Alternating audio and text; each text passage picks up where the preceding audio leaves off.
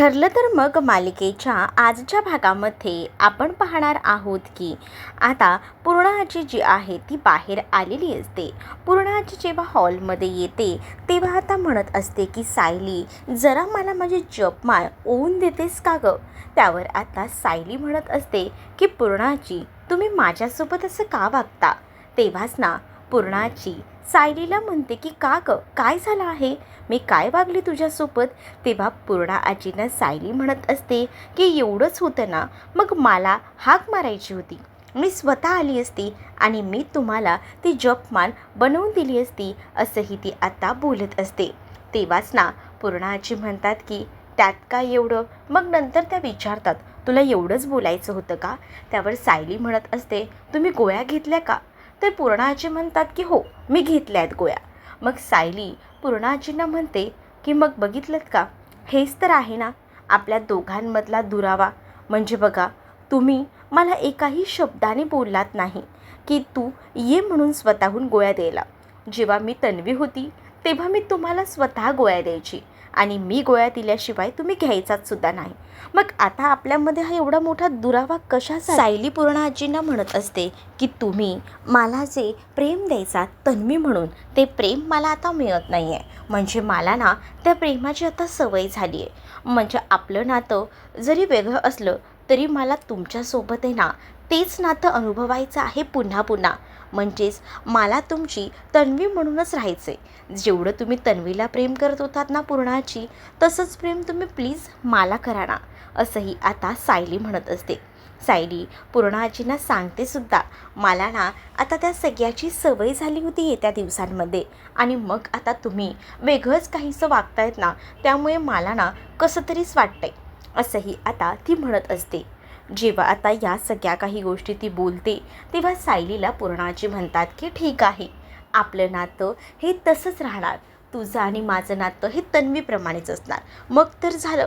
मग तेव्हा कुठे जाऊन सायलीला बरं वाटतं. मग सायली आता पूर्णा आजींना म्हणत असते की तुम्ही आता थोडा आराम करा. पूर्णा आजी म्हणतात की प्रतिमा तू आहेस ना, मला जरा पोथी वाचायची आहे, मी येते. प्रतिमा त्या विचारतात की मी तुम्हाला सोडू का? पण पूर्णा आजी म्हणतात की नको, मी जाते. तर पूर्णा आजी गेल्यानंतर प्रतिमा आत्या आणि सायली बसलेल्या असतात. प्रतिमा आत्या सायलीला म्हणत असतात की तुला वाईट वाटतंय का? म्हणजे तन्वी म्हणून जेव्हा तुझ्याशी वागायच्या ते आवडायचं का? त्यावर सायली म्हणते की हो, म्हणजे मला कधी कधी ना त्यांच्या त्या नात्याचा हेवा वाटतो. म्हणजे त्यांचं ते बॉन्डिंग आणि त्यांचं जे काही नातं होतं ते खरंच खूप भारी होतं आणि ते नातं सध्या मी अनुभवत होते आणि मग मला त्या नात्याविषयी थोडी ओढ वाटते. आणि आता असं झालं आहे ना की मला त्या सायली म्हणून बघतात, म्हणून मला ते नकोसं वाटतं, असंही आता सायली प्रतिमा आत्यांना बोलत असते. त्यावर प्रतिमा आत्या सायलीला म्हणतात की तू आमची तन्वीच आहेस गं, म्हणजे तन्वीसारखीच आहेस, असं बोलून तिच्यावर प्रेम करू लागतात.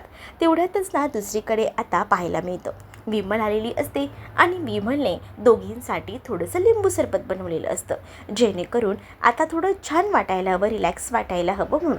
मग दुसरीकडे मात्र आता पाहायला मिळतं की इकडे त्या दोघीही जणी मस्त लिंबू सरबत पितात. इकडे आता मेन म्हणजे कोर्टची केस असते, जी की सचिनने मुद्दामून तारीख मागून घेतलेली असते. आता कोर्टाची केस सुरू होणार असते. सगळे सुभेदार कोर्टात हजर असतात. तेच आता सगळे सुभेदार कोर्टात हजर असताना इकडे आता एकावर एक प्रश्न विचारले जात असतात. पहिल्यांदा अर्जुन ह्या सगळ्याला सुरुवात करतो. अर्जुन जेव्हा ह्या कोर्ट कचेरीला सुरुवात करतो तेव्हा अर्जुन पुढे येऊन बोलतो की माझी बहीण अस्मिता दीक्षित हिला तिच्या नवऱ्याकडनं वेगळं व्हायचं, अलिप्त व्हायचं आणि यासाठी तिने हा अर्ज केलेला आहे. सो तुम्ही हा अर्ज स्वीकारावा असं मला वाटतं. तेवढ्यातच ना आता ह्या पूर्ण केसला सुरुवात होते. या केसला जेव्हा सुरुवात होते तेव्हा अर्जुन बोलायला सुरुवात करतो. अर्जुन म्हणत असतो की ह्या कोर्ट केसमध्ये मला एक विशेष म्हणजे तुम्हाला सांगायचं आहे. पहिल्यांदा मी इथे एक सांगू इच्छितो की सचिन दीक्षित याचं एक्स्ट्रा मॅरिटल अफेअर आहे आणि यासाठी माझ्या बहिणीने अस्मिता दीक्षित यांनी त्याला सोडण्याचा निर्णय घेतलेला आहे, असंही अर्जुन सांगतो. आणि तुम्हाला याबद्दल माझ्या कुटुंबातील अनेक लोक सांगू शकतात. म्हणजेच आता पहिल्यांदा अर्जुनने सचिनच्या एक्स्ट्रा अफेअरबद्दल सांगितलेलं असतं, जे की साक्षी शिकरेसोबत होतं. साक्षी शिकरेचा सुद्धा उल्लेख आता कोर्टामध्ये केला जात असतो. तेव्हाच ना इकडे सचिन जो आहे तो थोडा शांत असतो, पण सचिनने आधीच सगळी तयारी एकदम जोरात करून ठेवलेली होती. त्यामुळे सचिन जो आहे तो आता फक्त ऐकत होता. ही लोक आपल्यावर काय काय आरोप लावतायत ना ते फक्त तो बघत होता, कारण नंतर त्याला छक्केबाजी सुरू करायची होती ना, त्यासाठी हा फक्त सुरुवातीचा ड्रामा होता. तर दुसरीकडे प्रताप यांना पहिल्यांदा विटनेस बॉक्समध्ये बोलवलं जातं. जसं प्रताप विटनेस बॉक्समध्ये येतात तेव्हा अर्जुन प्रताप यांना सचिनबद्दल विचारतो. तेव्हाच ना प्रताप सांगायला सुरुवात करतात. अस्मिताचा नवरा सचिन दीक्षित आम्हाला जावई म्हणून तो पसंत होताच, कारण तो इतके दिवस इथे नव्हता, बाहेरगावी राहायचा, म्हणजेच कॅनडाला तो स्वतःचं काम करायचा आणि अस्मिता आमच्याजवळ राहायची. त्यांचं बरेच दिवस खूप चांगलं चालू होतं, पण जेव्हा तो इंडियामध्ये पुन्हा आला तेव्हा आम्हाला त्याचं कळलं की त्याचा एक्स्ट्रा मॅरिटल अफेअर आहे, आणि ते सुद्धा साक्षी शिकरेसोबतचं अफेअर त्याने स्वतःच्या तोंडून कबूलही केलं होतं. हे देखील प्रताप आता सांगतात. प्रतापची एवढी जी काही कबुली असते ती घेतल्यानंतर त्यांना बसायला सांगितलं जातं. त्यानंतर अर्जुनने सायलीला बोलवलेलं असतं. सायली विटनेस बॉक्समध्ये येते आणि आता तीसुद्धा सांगायला सुरुवात करते. सायली आता सांगताना म्हणते की खरं तर आम्हालासुद्धा अस्मिताचा नवरा पहिल्यांदा पसंत होता, पण जो नवरा जर आपल्या बायकोचा होऊ शकत नाही, आपल्या मुलाची बायकोची जबाबदारी घेऊ शकत नाही, तर तो नवरा म्हणून काय कामाचा. जर अस्मिताताईंनाच या सगळ्याचं सुख मिळत नसेल तर आम्हीच अस्मिताताईंना स्वतःहून सांगितलेलं होतं की अशा नवऱ्यासोबत तू राहूच नको, आणि अस्मिताताईलासुद्धा अशा नवऱ्यासोबत राहण्यामध्ये कोणताही इंटरेस्ट नव्हता. म्हणूनच तिनेही कबूल केलेलं होतं की तिला नाही राहायचं या रिलेशनशिपमध्ये, आणि म्हणूनच तिने घटस्फोटाचा निर्णय घेतला. मग आता सायलीलासुद्धा बसायला सांगितलं जातं. मग दुसरीकडे अर्जुन आता सगळ्यांसमोर कोर्टात म्हणत असतो की तुम्ही प्रताप आणि मिसेस सायली यांची जी काही कबुली आहे ती बघितली आहे, म्हणजेच अस्मिताला जो काही त्रास होत होता, ज्या काही गोष्टी घरात घडत होत्या, या स्वतःहून या सगळ्यांनी सांगितलेल्या आहेत. म्हणजेच आतापर्यंत ना अस्मिताची खूप जास्त फसवणूक झाली.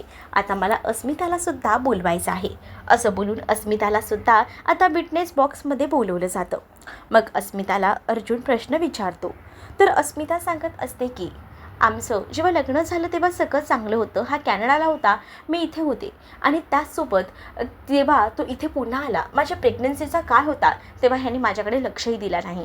तेव्हाच मला कळलं की ह्याचं एक्स्ट्रा बाहेर अफेअर आहे, आणि जेव्हा याचं अफेअर आम्ही पकडलं तेव्हा आम्ही त्याला म्हटलंसुद्धा की हे सगळं करू नको. तेव्हा ह्याच्या डोक्यावर खूप जास्त कर्ज होतं, याचे पैसेसुद्धा नील करण्यासाठी माझ्या पैशांचा ह्याने वापर केला. मी त्याला तेव्हाही नाही म्हटलं नाही, तेव्हाही याच्यासाठी मी सगळं काही केलं, पण त्यानंतरही ह्याने आमच्यासोबत धोका केला. म्हणजे आधी सांगितलं की हो आहे माझं अफेअर, नंतर त्यांनी मला दाखवलं की काहीच नाही आहे, पण अजूनही त्याचं ते अफेअर सुरूच आहे, आणि त्यामुळे अशा माणसासोबत मला राहायचं नाही आहे. त्यापेक्षा अशा माणसापासून मी वेगळी झालेली बरी, कारण माझ्याकडे माझं एक लहान बाळसुद्धा आहे, आणि त्या बाळाची जबाबदारीसुद्धा माझ्यावर आहे, आणि त्यामुळेच ना मला ह्याला सोडून द्यायचं आहे. मला ह्याच्यासोबत कोणतंही नातं, यांचं माझ्यावर प्रेमच नसेल तर या नात्याला काय उपयोग आहे. त्यामुळे माझी तुम्हाला विनंती आहे की मला लवकरात लवकर या माणसापासून वेगळं होण्यासाठी घटस्फोटाच्या या कार्यामध्ये प्लीज सहकार्य करा, असंही आता तिनं सांगितलेलं असतं. तर दुसरीकडे आता या सगळ्या गोष्टी बोलून होतात, तर अर्जुनने ज्या ज्या काही गोष्टी होत्या त्या मांडलेल्या होत्या. मग आता जज सांगतात की सचिनच्या वकिलांना की तुम्ही या आणि तुम्ही तुमचं मत मांडा. जेव्हा ते येणार तितक्यातच सचिनमध्ये बोलतो, आणि सचिन म्हणतो की सॉरी टू से, पण मला जरा तुमच्यासोबत बोलायचं आहे, मी जर येऊन बोललो तर चालणार आहे का.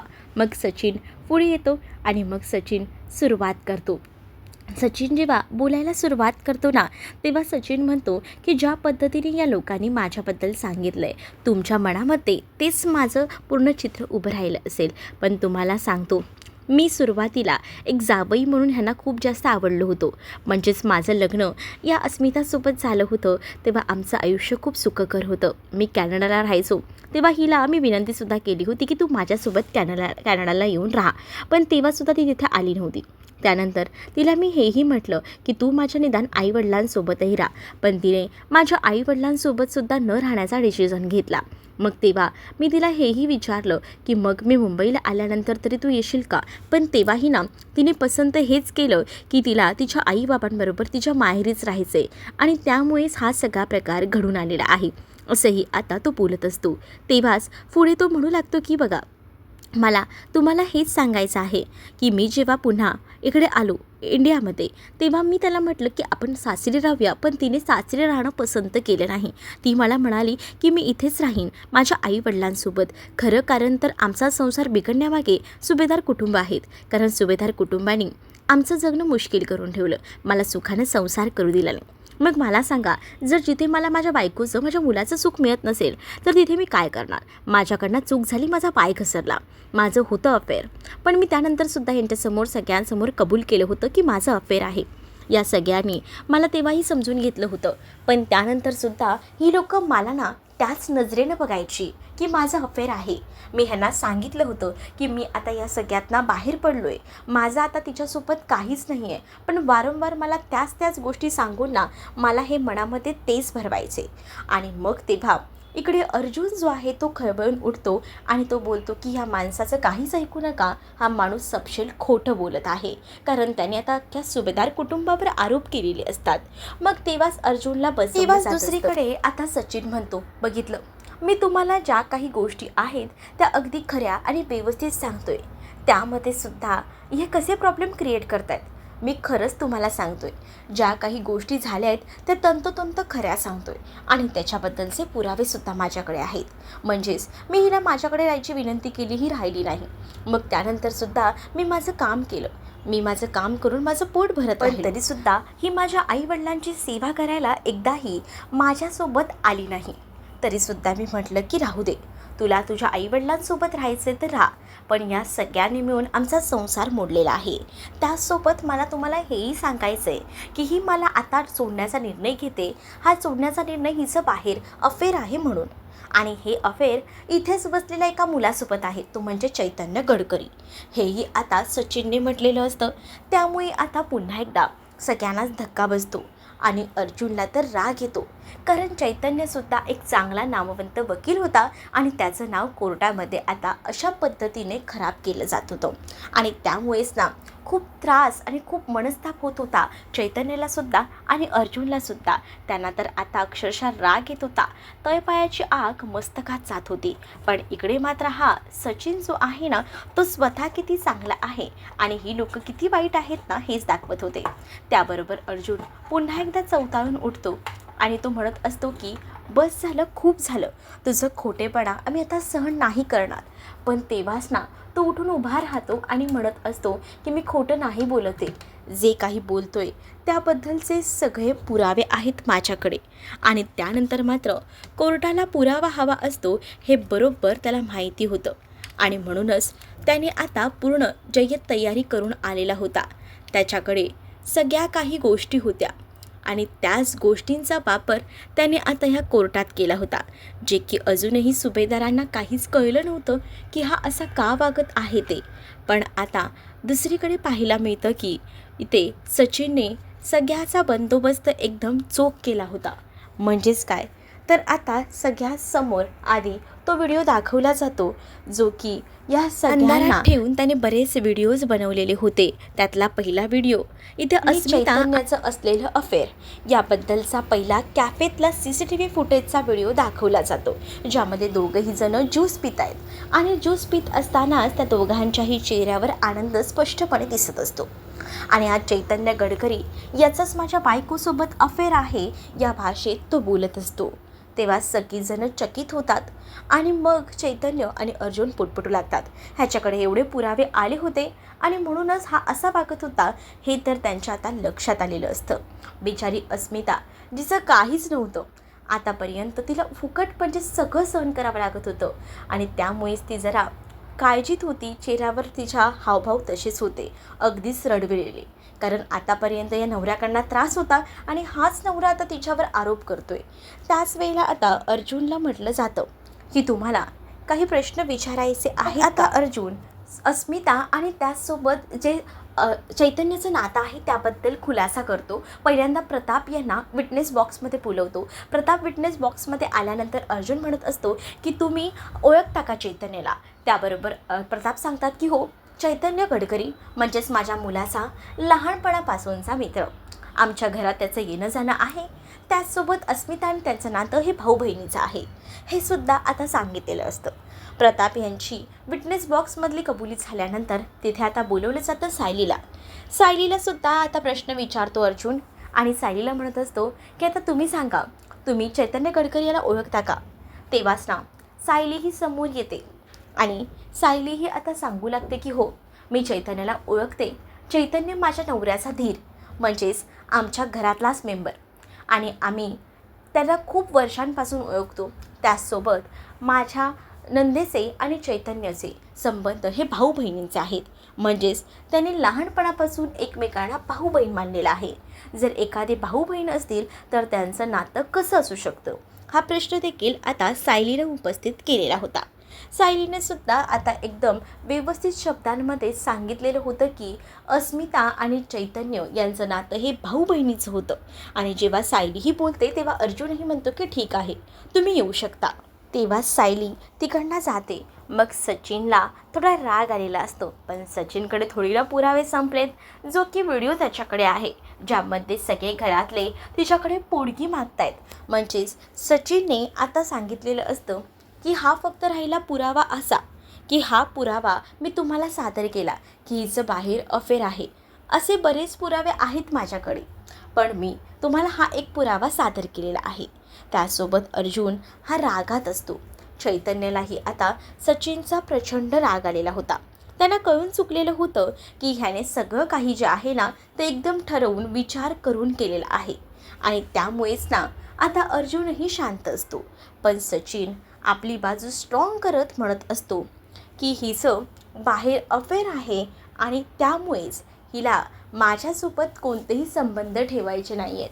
आणि वर आता ही असं दाखवते की हिला हिच्याबरोबर मला राहायचं नाही आहे, पण एक गोष्ट ही आहे की हिला वेगळं व्हायचं आणि माझ्याकडनं पोडगीसुद्धा घ्यायची. आणि तेव्हाच या घरातल्या सगळ्यांनी हिला शिकवलेलं आहे.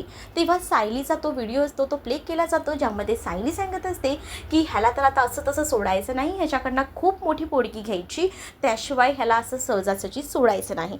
तो व्हिडिओ दाखवला जातो. तेव्हा सायली, चैतन्य आणि अर्जुन हे सगळे एकमेकांकडे बघू लागतात, कारण हे सगळं काही ना सचिनने ठरवून केलेलं होतं. पण या लोकांना याची काहीच कल्पना नव्हती. तर प्रतापही म्हणत असतात की बघितलं का, याने आपल्या भोळेपणाचा, साळसूटपणाचा असा वापर करून घेतला, जो की त्याने चुकीचा करून घेतलेला आहे. आणि या सगळ्या गोष्टी जेव्हा आता समजतात ना, तेव्हा तर खूपच जास्त राग हा येत असतो. आणि जेव्हा हा राग वाढत जातो ना, तेव्हा मात्र आता तरीसुद्धा शांत बसावं लागतं. इकडे सचिनने अस्मिताचंच अफेअर आहे हे सांगितलेलं असतं, सोबत पोडगीचा हा व्हिडिओ दाखवलेला असतो. त्यामुळे आता सचिनची बाजू जी होती ती एकदम स्ट्रॉंग झालेली होती. त्यामुळेच आता जज जे आहे ते सुद्धा अस्मिताच्या बाजूने उभे न राहता सचिनच्या बाजूने स्ट्रॉंगपणे उभे होते, कारण अर्जुनकडे तसे पुरावे नव्हते, पण तेच पुरावे सचिनकडे एक्स्ट्रा होते. तर दुसरीकडे आता सांगितलं जातं की तुम्हाला काही सचिन यांना प्रश्न विचारायचे आहेत का, अर्जुनला विचारलं जातं. पण अर्जुन काहीच बोलू शकत नसतो, कारण कोर्टामध्ये पुरावे महत्त्वाचे असतात, जे की सचिनने दिलेले असतात. तेच आता मग जाधव वकिलांना विचारलं जातं. जाधव वकील म्हणतात की मला अस्मिताची थोडी उलट तपासणी करायची आहे. अस्मिताची उलट तपासणी करायची म्हटल्यावर आता अस्मिताला विटनेस बॉक्समध्ये उभं राहायला यावंच लागतं. मग आता ते वकील जे आहेत, जाधव वकील, जे आता पूर्णपणे अस्मिताची कसून चौकशी करणार असतात, जेणेकरून दाखवायचं आहे त्यांना की अस्मिता या प्रकरणात किती दोषी आहे आणि अस्मिताचं अफेअर आहे हेच त्यांना मुळात दाखवून द्यायचे. आणि यासाठी त्याची पूर्ण खळबळ चालू होती. तेव्हाच ना सचिन म्हणत असतो की मी तुम्हाला हेच विनंती करतोय, मी कधीच हिला सोडून जायचा विचारही केला नाही, पण या सगळ्यांनी माझ्यावर चुकीचे आरोप केले. मी पहिल्यांदा चुकलो असेल, पण नंतर नाही, नंतर मी व्यवस्थितच आहे, पण ह्यांनाच यांच्या मुलीसला माझ्यासोबत ठेवून घ्यायचं नाही आहे. जोपर्यंत मी पैसे कमवत होतो तोपर्यंत ह्यांनी माझा वापर करून घेतला, पण जेव्हा मी पैसे कमवायचे बंद झाले, दुबळा झालो, तेव्हा ह्यांना मी चुकीचा वाटू लागलो. असंही आता इथे सचिन बोलत असतो. अर्जुन आणि चैतन्य आता कुजबुजत असतात. त्यांना आता कळून चुकलेलं असतं की ह्याने जे काही केलं ते सगळं काही ठरवून केलेलं आहे आणि त्यामुळेच ना आता खूप जास्त राग जो आहे तो अर्जुन आणि चैतन्याला येत असतो. आणि इकडे आता सचिन हा रागात असतो आणि त्याने सगळ्याचा बदला घेतलेला असतो. अस्मिताला आता विटनेस बॉक्समध्ये विचारलं जातं की तुमचं आणि चैतन्य हे तुम्ही दोघंही जण कॅफेत गेला होतात का नाही. त्यावर आता अस्मिता जी आहे ती हो असं म्हणते, पण नंतर ती म्हणते की त्याचं कारण. असं जेव्हा ती बोलायला जाते तेव्हा तिला एकही शब्द बोलू देत नाही. तुम्ही कारण वगैरे सांगू नका, तुम्हाला मी फक्त विचारलंय चैतन्य आणि तुम्ही गेला होतात की नाही. तेव्हा ती म्हणते की हो मी गेले होते, पण तेव्हा तिचं कारण न ऐकून घेताच जे काही CCTVमध्ये दिसतंय त्याच्याच हिशोबाने हा सगळा प्रकार मांडलेला असतो. आणि तेव्हाच ना इकडे मात्र आता अस्मिताला काय बोलावं हे समजत नसतं. म्हणजे अस्मिता दोषी आहे या प्रकरणात हेच त्यांना दाखवून द्यायचं असतं. त्याचबरोबर चैतन्य गडकरी आणि तुमचं अफेअर आहे ही गोष्ट आता तर कोर्टासमोर उघड झालेली आहे. बिचाऱ्या अस्मिताला तोंडातून शब्दही काढू देत नसतात.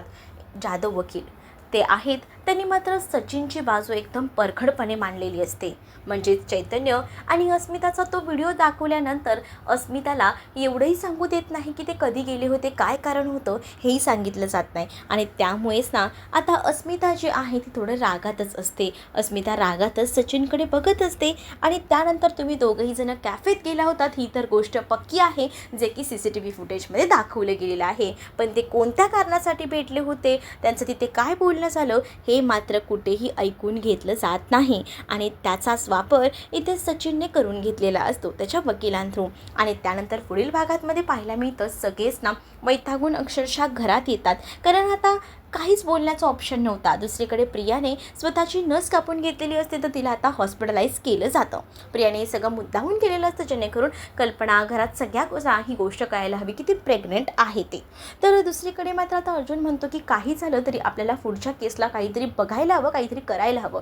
तेवढ्यातच कल्पनाचा फोन वाजतो आणि कल्पना कॉल रिसीव्ह करते. कल्पनाचा जसा फोन वाजतो तसं कल्पना आता ऐकते आणि ती जेव्हा ऐकते ना ती काही गोष्ट तेव्हा तिला धक्का बसतो. आता बहुतेक हॉस्पिटलमधल्या कल्पनाला फोन आला आहे की अजूनच कल्पनाला काही गोष्टी कळल्यात हे पाहणं तितकंच इंटरेस्टिंग ठरणार आहे. तुम्ही जर आपल्या चॅनलवर नवीन असाल तर चॅनलला सबस्क्राईब नक्कीच करा.